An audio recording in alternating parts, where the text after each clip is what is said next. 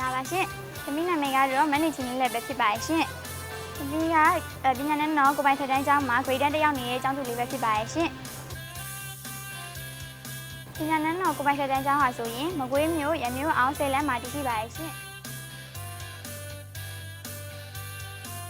ပညာနဲ့တော့ကိုပိုင်ထက်တန်းကျောင်းမှာတက်ရောက်ရတာအမှန်တကယ်စိတ်ချမ်းသာမှုရှိပါရဲ့ရှင်။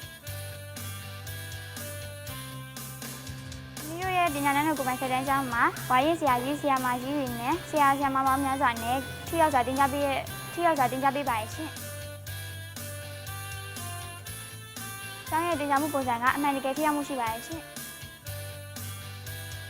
ဒီကိုယ်တိုင်ကတော့ကာယပဇီဂီတမွန်စားပွဲတော်အပြောခီးလေးလာရေးခီးထွက်တာရင်းနဲ့စားတဲ့အဓိပတိမှာပါဝင်ဖြစ်ပါရဲ့ရှင်။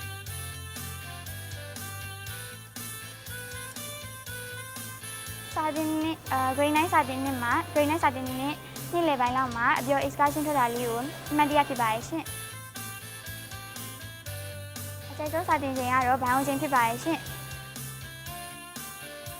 ဒီကြည့်လိုက်ရင်ဆရာမကြီးတယောက်ဖြစ်ဖို့ပါရှင်။